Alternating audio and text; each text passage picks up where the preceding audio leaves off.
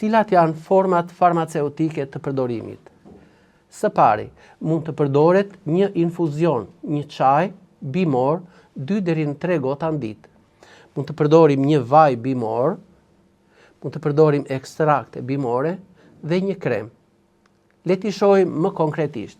Së pari, nëse duam që të marrim për shembull dhe të përgatisim një çaj dhe kemi bimën e kumakut në shtëpi, do të vjelim kokat e saj, mund të marrim edhe nga bishtat, nga gjethet.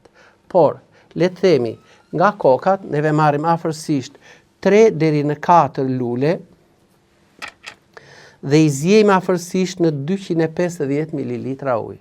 Pra, këto i hedhim në një xhezve ose në një çajnik të vogël, i përvlojmë me ujin e nxehtë, e lëm afërsisht 2 deri në 3 minuta.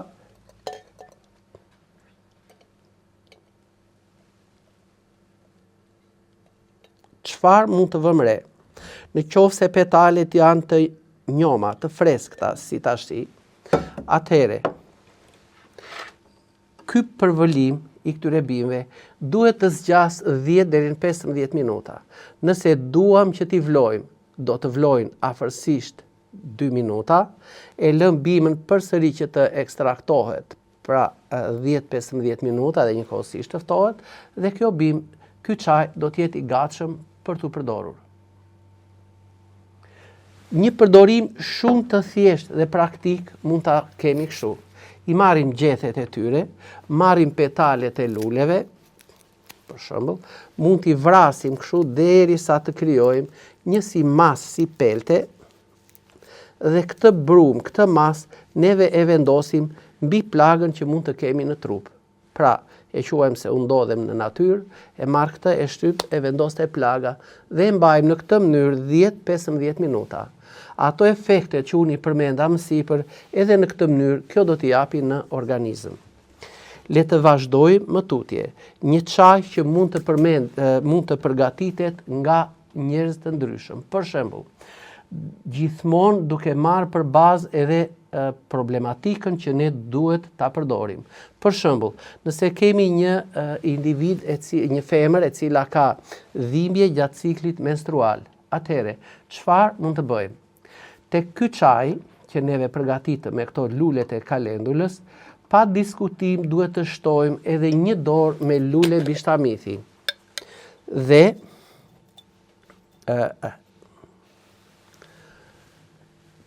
kjo, për shembull, ka në brendësi të saj vitaminën K, që na ndihmon edhe në ndalimin e hemoragjive të ndryshme në organizëm, edhe nga kjo neve mund të shtojmë afërsisht.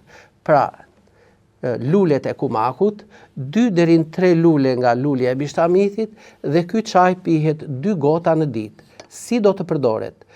Në të gjitha rastet, femrat këtë e përdorin 2 deri në 3 gota në ditë, sidomos 3-4 ditë para ciklit dhe 2-3 ditë gjatë ciklit. Do të vëmë re që cikli vjen shumë qetë, shumë lehtë dhe ikën pa krijuar ato strese dhe ato dhimbjet e forta të ciklit menstrual.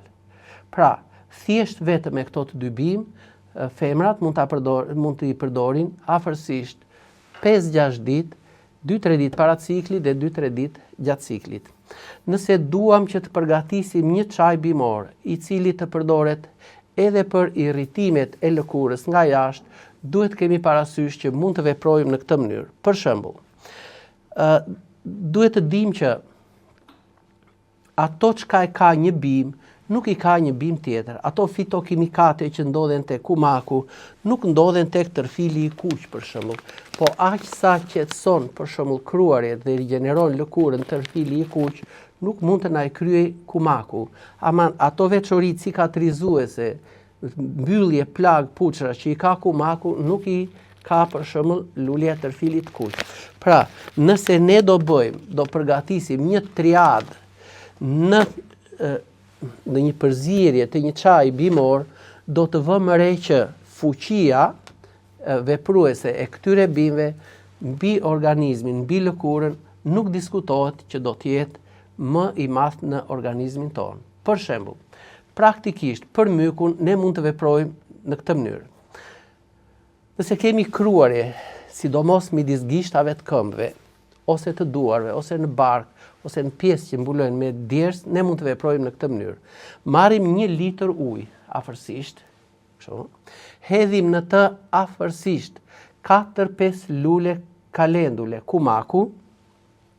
Pra, nëse do të marrim për shembull, ky është çaji i parë që përdoret, një çaj kumaku, ose çaj kumak plus lulen e bishtamitit. Në çajin e dytë, pra në ujin e dytë nëse duam të hedhim, do të shtojmë në të bimë që janë antimykotike dhe të fuqishme. Për shembull, ne kemi lulen e kumakut që e përmendëm që ishte një bimë antifungale, por mund të marrim të përdorim në të edhe trumzën dhe rigonin. Për shembull, trumza dhe rigoni, që të dyja kanë brendësi timol karvakrol dhe lulja e kalendulës që kishte ato saponine dhe ato rëshirat, të cilat mund t'i bëjmë bashkë në 1 litër ujë, t'i zjejmë afërsisht 2 deri në 3 minuta dhe pastaj këtë çaj do ta përdorim për trajtimin e atyre lëkurave që kruhen ose që janë të irrituara, qoftë këmbë, duar e kështu me radhë. Ose ne këto bimë që unë i përmenda, plus edhe të tjera, i kemi tek ai çaj që është kundra mykut në organizëm. Pra, tek çaji kandimer. Atëhere, mund të veprojmë kështu. Ose do të marrim nga kjo 3-4 lugë gjelle në 1 litër ujë t'i zjejmë dhe atë çajin do ta përdorim për shplarje të lëkurës nga jashtë duke vepruar në këtë mënyrë. Nëse do të marrim 1 gotë çaj, ne do të hedhim në të 1 lugë kafe sot buke dhe 1 lugë kafe krip dhe e përdorim për shplarje, për largimin e kërpudhave të mykut që ndodhen në lëkurën e infektuar. Atëhere, nga ky çaj, pasi u përdor për shplarje, neve mund të pijmë edhe 2 gota në ditë, një në mëngjes e një në mbrëmje, duke menduar se